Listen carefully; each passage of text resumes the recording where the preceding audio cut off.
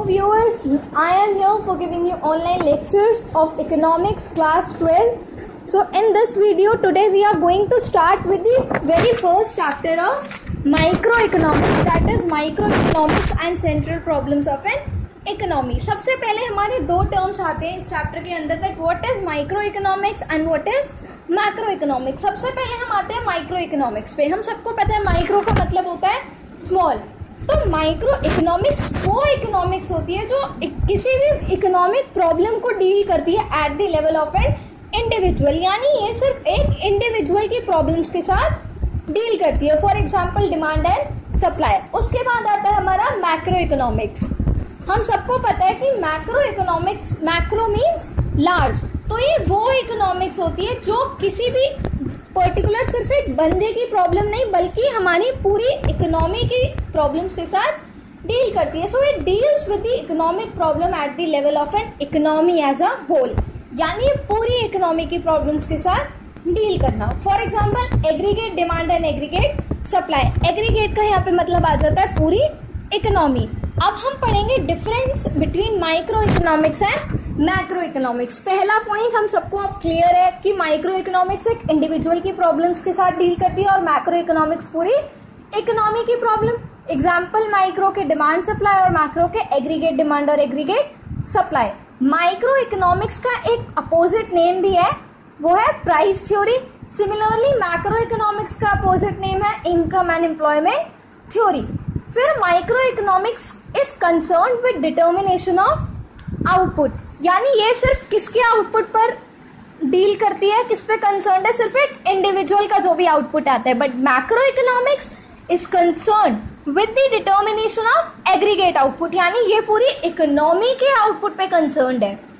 Micro economics का main objective होता है optimum utilisation of resources. Microeconomics ये मेक श्योर करती है कि जो भी पर्टिकुलर बंदे की प्रॉब्लम से वो डील कर रही है वो क्या लीड करे.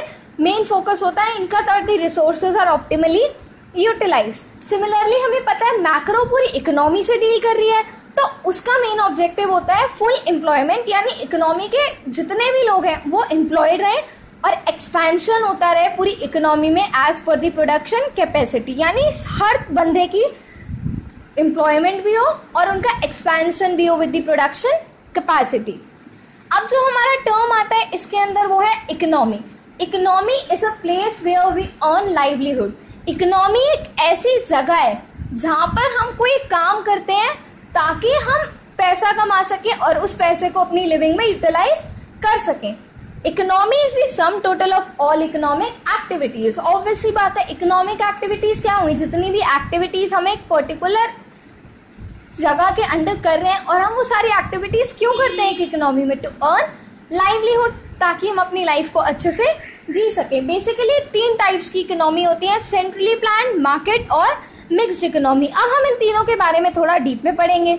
सबसे पहले आती है हमारी centrally planned economy. Centrally planned economy वो इकोनॉमी होती है जिसमें कोई भी एक्टिविटी ओन, कंट्रोल और मैनेज करती है हमारी गवर्नमेंट. और हमें पता है कि ये गवर्नमेंट का ऑब्जेक्टिव क्या होता है, मेन सोशल वेलफेयर. सो इस टाइप ऑफ इकोनॉमी का भी हमारा ऑब्जेक्टिव है सोशल वेलफेयर. इसको हम सोशलिस्ट इकोनॉमी भी कहते हैं, just because it goes for the society.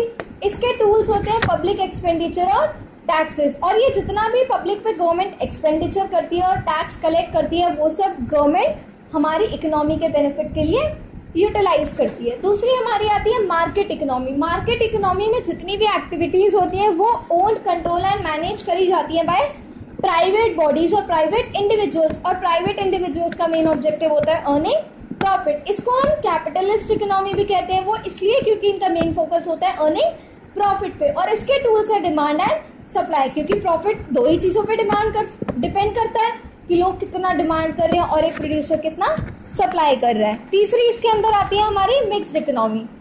Mixed economy हमारा सेंट्रली प्लान्ड और मार्केट का मिक्सचर होता है, यानी mixture of public as well as private. हमारी इंडिया भी एक मिक्स्ड इकोनॉमी है. अब नेक्स्ट आता है इसके अंदर हमारा व्हाट इज इकोनॉमिक प्रॉब्लम, यानी जो हमारी इकोनॉमी है उसमें मेन प्रॉब्लम है क्या जिसपे हमें फोकस करना है. इकोनॉमिक प्रॉब्लम होती है scarcity of resources that can be put into alternative uses, यानी जितने भी रिसोर्सेज है हमारी सोसाइटी में, हमारी इकोनॉमी में, वो बहुत कम है, बहुत लिमिटेड है, यानी जितने हमें चाहिए उससे बहुत कम है, और वो ये रिसोर्सेज हम बार बार यूज करते हैं क्योंकि एक रिसोर्स अल्टरनेट यूज के लिए काम आता है, यानी वो बहुत सारी जगहों पे यूज हो सकता है। तो हमारी इकोनॉमी की प्रॉब्लम है स्कैर्स रिसोर्सेज, यानी कम resources that can be put into variety of uses. इन जो भी इकोनॉमिक प्रॉब्लम्स हैं इनके कॉजेस क्या क्या हो सकते हैं? तो first cause is unlimited wants, यानी हमारी इकोनॉमी में जितने भी लोग हैं उनकी वांट्स क्या हैं? अनलिमिटेड है, क्योंकि जब एक बंदे की एक नीड पूरी होती है उसकी दूसरी नीड अराइज कर जाती है, यानी जो उसकी वांट्स हैं, जो उसकी नीड्स हैं, वो कभी भी एक ब्रेक पे नहीं आती है। देयर इज नो सैचुरेशन और सैटिस्फैक्शन पॉइंट, तो उनकी वांट्स अनलिमिटेड होती हैं। दूसरा कॉज हो सकता है लिमिटेड रिसोर्सेज। अब वैसे भी लोगों की नीड्स अनलिमिटेड है, बट हमारे ऑलरेडी जो रिसोर्सेज हैं हमारी इकोनॉमी में वो बहुत लिमिटेड है। फिर है ऑल्टरनेटिव यूज ऑफ रिसोर्सेज। अब वैसे भी रिसोर्सेज कम है और वो रिसोर्सेज भी बहुत जगह यूज हो सकते हैं, मतलब they can be use under variety of terms. फिर आता है इसका last cause, wants differ at the time of urgency. अब बंदे की कोई और नीड है, बट अगर कोई अर्जेंसी आ जाती है, कोई इमरजेंसी सिचुएशन आ जाती है, तो उस एक इंसान की वांट डिफर कर सकती है। अब इसके अंदर दो टॉपिक आते हैं, positive economics and normative economics, और it is also known as positive science और नॉर्मेटिव साइंस। सबसे पहले हम पढ़ेंगे पॉजिटिव इकोनॉमिक्स। पॉजिटिव इकोनॉमिक्स वो साइंस है, वो इकोनॉमी है जो डील करती है with in what they are, यानी जो हमारा ये एक्चुअल सिचुएशन होती है, यानी प्रेजेंट टाइम, यानी अभी के टाइम पे, अभी के एक्चुअल टाइम पे जो हमारी सिचुएशन है किसी भी चीज की वो कैसी है, तो ये डील करती है व्हाट दे आर, यानी वो अभी प्रेजेंट टाइम पर क्या है। और पॉजिटिव इकोनॉमिक्स हमारी वेरीफाई हो सकती है। पॉजिटिव इकोनॉमिक्स का हमारा एग्जांपल हो सकता है that there is high inflation rate. अब मान लो गवर्नमेंट ने इन्फ्लेशन रेट बढ़ा दिया, तो सबको पता है कि एक्चुअल इस टाइम पर, इस सिचुएशन पर जो हमारा इन्फ्लेशन रेट है वो हाई चल रहा है। फिर आता है हमारा नॉर्मेटिव इकोनॉमिक्स। नॉर्मेटिव इकोनॉमिक्स थोड़ी सी फ्यूचरिस्टिक होती है, यानी फ्यूचर प्रेडिक्शंस पे बेस करती है, यानी अगर कोई अभी चीज हो रही है हम ऐसा प्रिडिक्ट कर सकते हैं कि इस चीज के होने की वजह से फ्यूचर में ये हो सकता है। तो ये डील करती है व्हाट शुड बी, यानी इन फ्यूचर क्या हो सकता है। और नॉर्मेटिव इकोनॉमिक्स को भी हम प्रूव या वेरीफाई नहीं कर सकते। इसका एग्जांपल ये हो सकता है कि पॉजिटिव में हमें पता लगा कि प्रेजेंट टाइम पर इन्फ्लेशन रेट है, तो हम फ्यूचर का प्रिडिक्ट कर सकते हैं कि अभी के इन्फ्लेशन रेट के हाई होने की वजह से लो इकोनॉमिक ग्रोथ, यानी हमारी इकोनॉमी की ग्रोथ इन फ्यूचर कम हो सकती है। So that's all for this video. If you found it useful, don't forget to like, share and subscribe. This is Twinkle Midna signing out.